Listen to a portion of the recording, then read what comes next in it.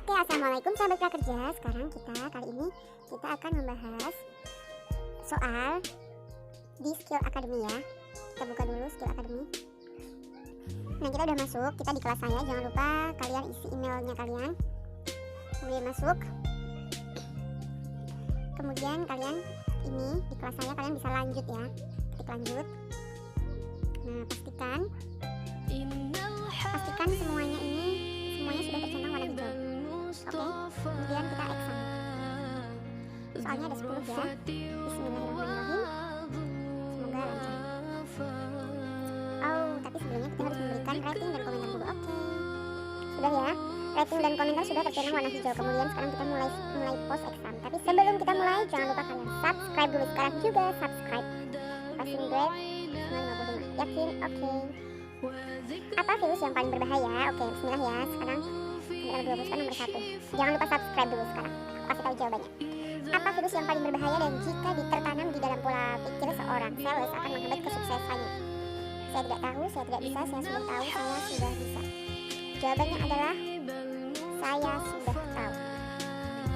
Jadi yang terpenting kita itu ada ilmu, kita serap, kita amalkan, kita praktekkan. Jangan bosan dengan udah tahu terus gitu, jangan ya.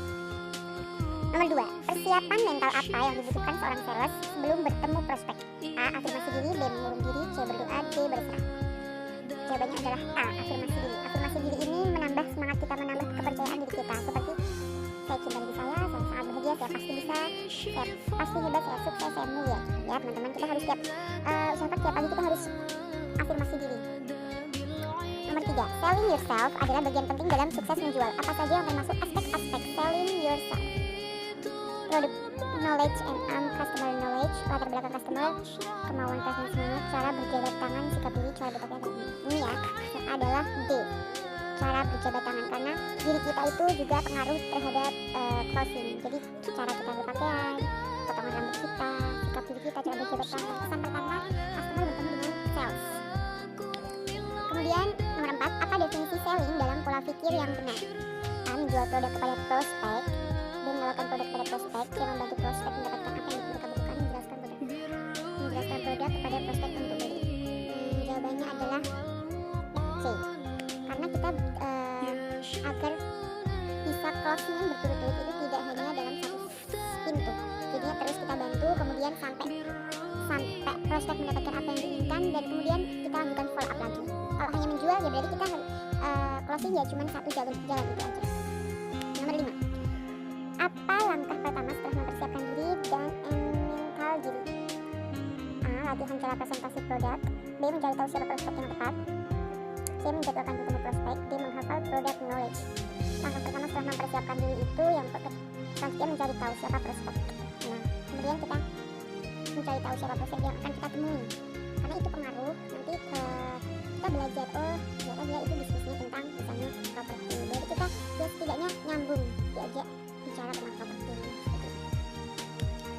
Nomor 6 adalah kesalahan fatal di awal yang menyebabkan sales tidak mendapatkan closing dari produk adalah A. Tidak hafal product knowledge, B. Tidak mengerti cara closing, C. Tidak mengetahui perbedaan prospek dan suspek, D. Tidak memberikan customer. Kesalahan fatal ya, ini fatal di awal, tidak mengetahui perbedaan prospek dan suspek ya. Masih ingat kan kalau prospek dan suspek itu? Prospek dan suspek nanti kita bahas lagi. Sekarang nomor 7, ciri-ciri prospek yang tepat adalah banyak bertanya dan fokus pada penjelasan, B. Berpenampilan baik dan gaya bicara yang lantang, D. Suka bercanda. Kita akan mencari customer, kita gimana caranya kita bisa closing, dan itu bisa kita lihat dari banyak bertanya. Misalnya kalau customer banyak bertanya, kemudian ketika kita menjelaskan dia benar-benar fokus mendengar, itu biasanya mereka itu sangat tertarik dengan produk itu.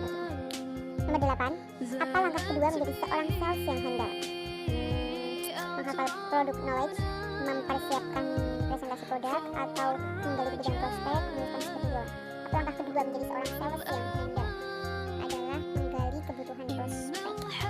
Untuk menghafal produk, mempersiapkan presentasi, menulis skrip penjualan itu nomor pertama ya teman-teman. Jadi sebelum kita bertemu customer, kita benar-benar menguasai produk apa yang kita punya.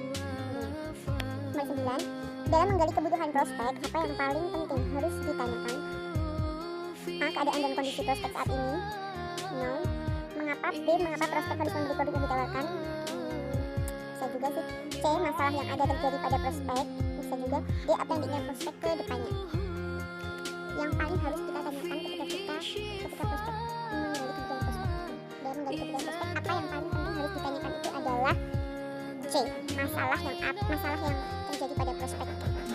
Jadi memang kita niatnya kan ingin membantu, itu ya.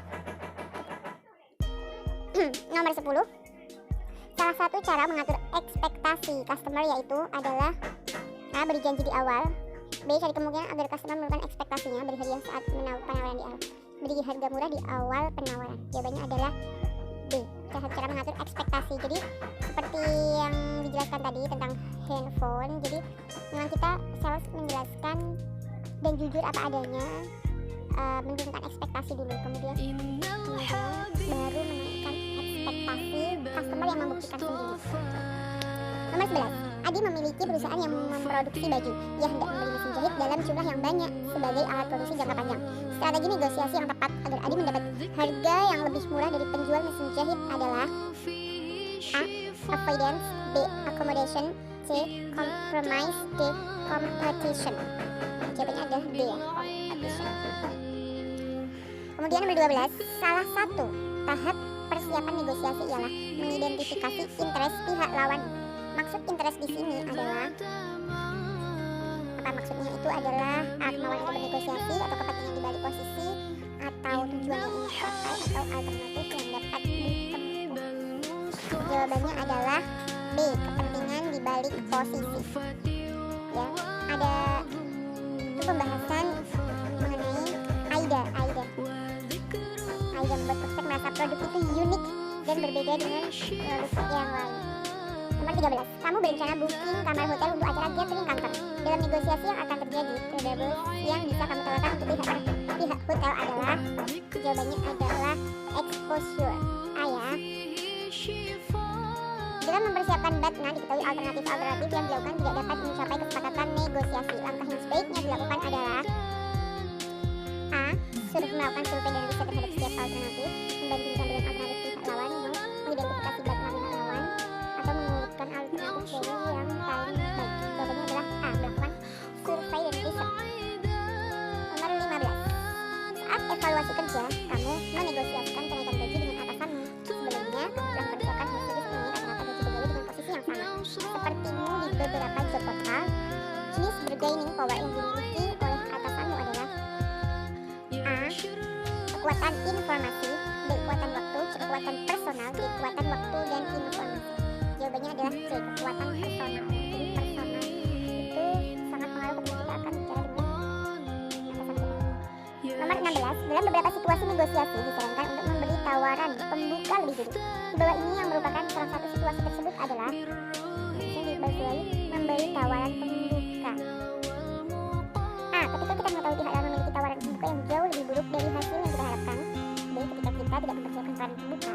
C, ketika posisi kita dan pihak lawan tidak memiliki area zona. D, ketika kita mengetahui tawaran. Jawabannya adalah A ya teman-teman. Nomor 17, salah satu kelebihan meso adalah memiliki answer yang lebih kuat.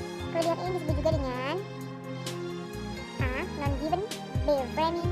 C, initial retain value. D, agreement sincerity.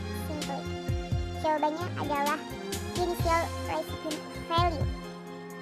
Nomor 18, Agus, sepertinya artikel tentang reksadana untuk besok harus direvisi lagi. So ya, menurut kamu poin tentang plus dan minusnya kurang balance kah?